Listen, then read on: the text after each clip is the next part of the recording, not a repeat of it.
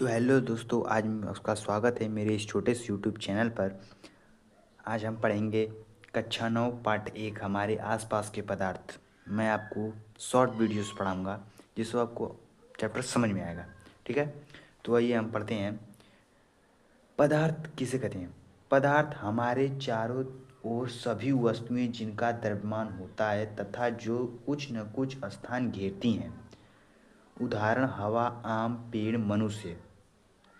ये दुनिया की सभी चीज़ें किस में आएंगी? किस में आएंगी? पदार्थ में। तो हम ये ले सकते हैं कि अब आप बोलोगे कि पदार्थ क्या नहीं है। पदार्थ क्या नहीं? प्रकाश, ऊष्मा, ध्वनि। प्रकाश, ऊष्मा, ध्वनि, विद्युत, ये सब पदार्थ नहीं है।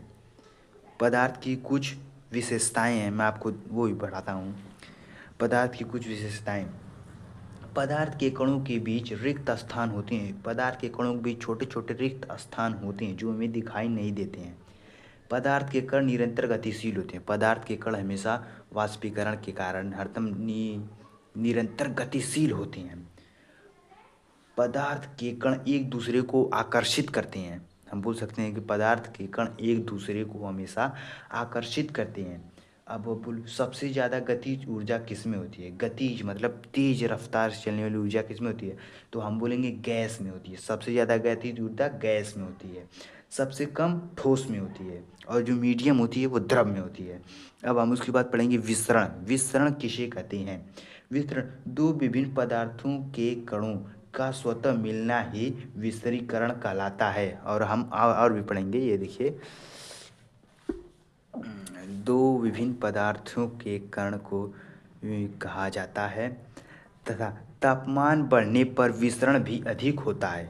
उसी मतलब कि जो विभिन्न विसरण उसी कहते हैं जो विभिन्न प्रकार की गैसें जब आपस में मिल के बराबर सम्मिलित हो जाती हैं तो उसी को हम विसरण कहते हैं। अब हम वो इसकी बल पदार्थ होते हैं।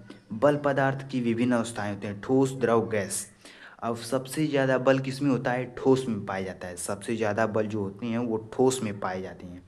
और उसके बाद मैं जो ऊपर दर्शा भी दिया हूँ, देखिए, ठोस, द्रव, गैस। पहले ठोस में, फिर द्रव में, फिर गैस में। पहले ज़्यादा, सबसे ज़्यादा ठोस में, फिर उससे कम द्रव, फिर उससे सबसे कम गैस में बल होते हैं। ठीक है, तो हम तो उसकी ठोस, द्रव, गैस की आइए भी पढ़ लेते हैं।